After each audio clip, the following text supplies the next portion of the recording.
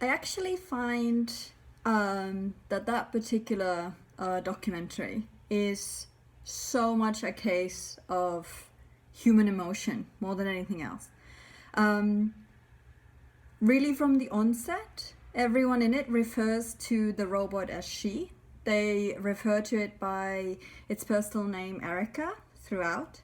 Um, they refer to her as having been born rather than, say, switched on or activated.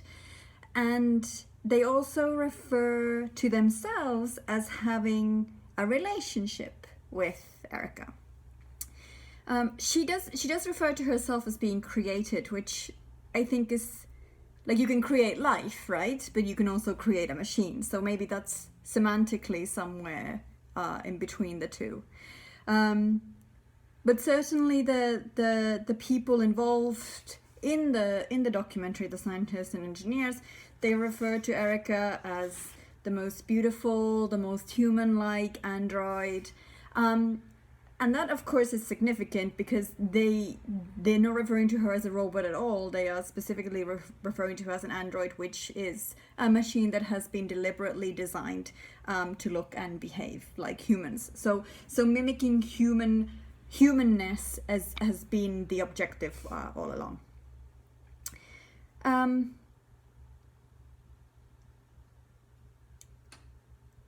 I don't think it's an all bad sort of scenario. I think very few things in the world, some things are just bad, but a lot of things have positive and negative aspects to them. Technology is neither good nor bad, but it's also not neutral. And a lot of how technology is used is based on the intent and the purposes of the human being using it. So you could have a positive piece of technology that gets used badly, or you could have a bad piece of technology that gets used well, these kinds of things. You could have something that is neither good or bad, but gets used for both. We can think of examples. My favorite example of that is the shovel. We can discuss that later. And I sort of think that in the case of these very human-like robots,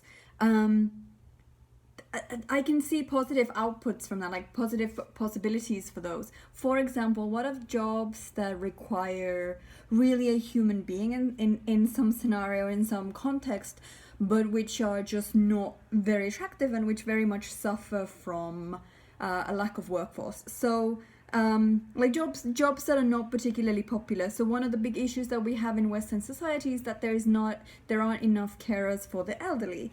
So what if you had completely 100% utterly convincing, no uncanny valley problems, convincing androids who could look after the elderly? Would that be a positive outcome of this? Would one of these androids make a very good first emergency responder who could save a life arriving at a scene of an accident?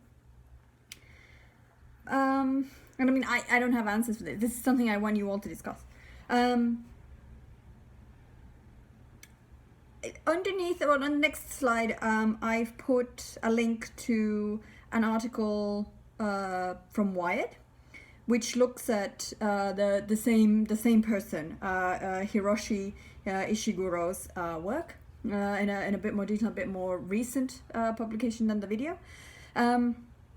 And there's also so much emotional language and intent in that. There's so much talk about love, there's so much talk about companionship and marriage, and it's almost seemed like a foregone conclusion. Like we always knew that sooner or later, like it'll be in maybe 2050, but sooner or later we will want to have partnerships, we will want to have a robot for a spouse.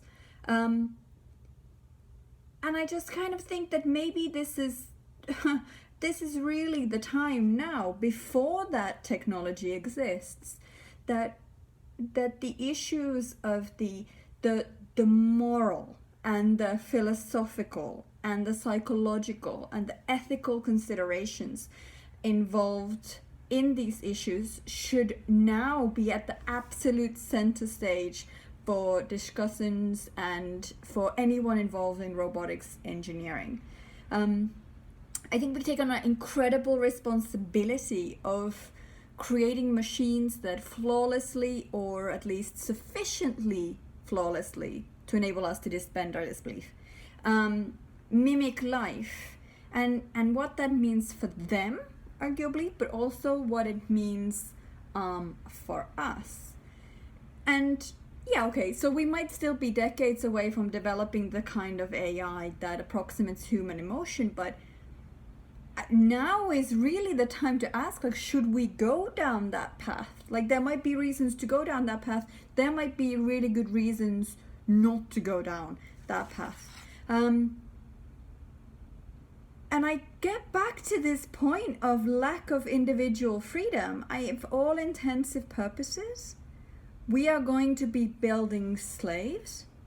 Then why would we want something, an entity, to have the capacity to suffer its own existence, to have this kind of understanding or some kind of manifestation even of the emotional, the psychological, the social, the economic, the physical forms in which it is in bondage?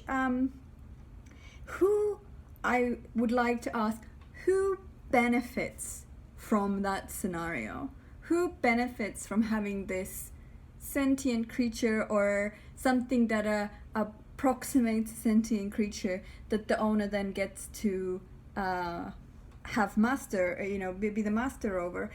And who is it in that scenario who gets what they want? And I don't know, but like, I'm pretty sure that's not the entity which name defines it as a being that's forced to carry out labor for its master.